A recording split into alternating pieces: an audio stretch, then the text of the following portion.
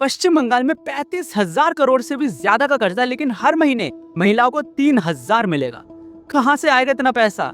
ये सब कुछ डिकोड करूंगा, लेकिन वीडियो एंड तक जरूर देखना। वेस्ट बंगाल में लॉन्च होने जा रही अन्नपूर्णा भंडार स्कीम ने पूरे स्टेट की पॉलिटिक्स पे जबरदस्त तहलका मचा रखा है।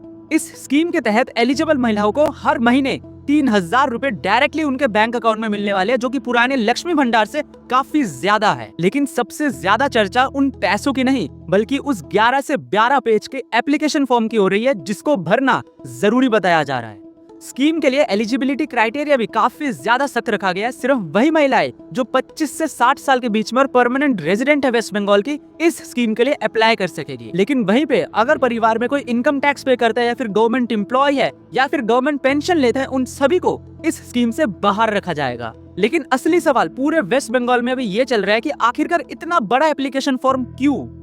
तो इसके मेनली दो मेजर रीजन मेरे को समझ आते हैं। एक तो जो सरकार कह रही है, और एक जो मुझे समझ आता है। सरकार का कहना है कि इसका मकसद फेक, डुप्लीकेट और गलत बेनिफिशियरीज को हटा देना है। जैसे काफी ज्यादा पहले बांग्लादेशी महिलाओं को भी इसका फायदा मिलता था लक्ष्मी भंडार का, और काफी ज्यादा वेस्ट बंगाल के लड़के भी ऐसे थे जो महिलाएं बनकर इस चीज का फायदा उठाते थे। शुभेंदु अधिकारी ने भी हाल ही में कहा था कि ऑलमोस्ट 30 लाख लोग ऐसे निकले हैं जो गलत साबित हुए हैं, और अभी भी ये नंबर बढ़ेगा आगे जाकर। दूसरा मेजर रीजन मेरे को ये समझ आता है कि देखो, इस समय पूरे भारत में चल रहा है सेंसस, और वही सवाल जो वेस्ट बंगाल की गवर्नमेंट महिलाओं से पूछ रही है अन्नपूर्णा भंडार के एप्लीकेशन फॉर्म में, वही सवाल पूरे सेंसस में भी पूछे जा रहे हैं लोगों से। तो वही डेटा वेस्ट बंगाल की गवर्नमेंट सेंसस में भी यूज कर सकेगी। अब इस स्कीम के लिए बूथ लेवल ऑफिसर्स और अन्य अधिकारी घर घर जाकर डिटेल वेरीफाई करेंगे।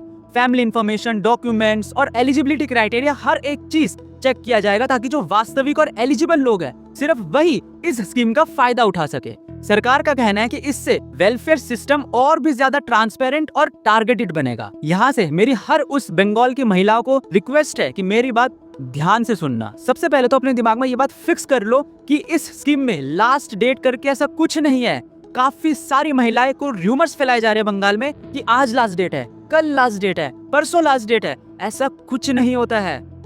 अगर कोई महिलाएं 6 से 7 महीने बाद 25 साल की हो रही है, तो वो भी एलिजिबल है अन्नपूर्णा भंडार स्कीम में। बस उसको फॉर्म भरना होगा बीडीओ ऑफिस में जाकर, या फिर ऑनलाइन फॉर्म को फिजिकल निकाल के भर के गवर्नमेंट ऑफिस में दो, आप एलिजिबल हो।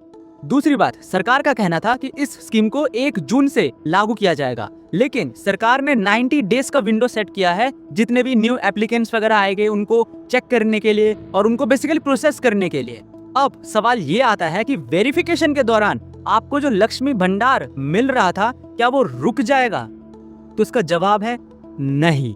सरकार ने ये स्पष्ट किया है कि एग्जिस्टिंग लक्ष्मी भंडार के बेनिफिशियरीज को पेमेंट मिलता रहेगा जब तक ये एनरोलमेंट प्रोसेस वगैरह कंप्लीट नहीं हो जाता। लेकिन सबसे बड़ा सवाल अब भी वही है जिससे मैंने वीडियो की शुरुआत की थी, कि इतना सारा पैसा इतने सारे लोगों को कैसे दिया जाएगा, क्योंकि ऑलरेडी 35,000 करोड़ के स्टेट डेफिसिट में बंगाल जा चुका है।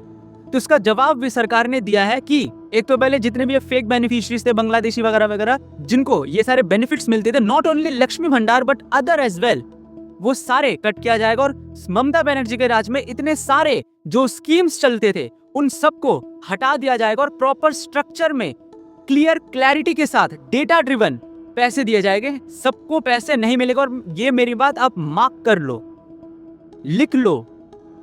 पहले जितने बंदों को भी ये इन स्कीम्स का फायदा मिलता था, उनमें से 50% को भी अब नहीं मिलने वाला, जो कि मैं भी जानता हूं, तुम भी जानते हो कि कितने सारे लोग, चाहे वो वेस्ट बंगाल के हो चाहे वो बांग्लादेशी हो, इन सारे स्कीम्स का गलत तरीके से फायदा उठाते थे। तो वो सारा अगर बंद हो रहा है, जिसके कारण सरकार इतना सारा एप्लीकेशन और इतना सारा डिटेल मांग रहा है, तो उसमें क्या बुराई है? कमेंट सेक्शन आप सभी के लिए खुला हुआ है। अन्नपूर्णा भंडार स्कीम को लेकर आपका क्या कहना है? और अगर आपका कोई सवाल है तो वो भी आप नीचे पूछ सकते हैं।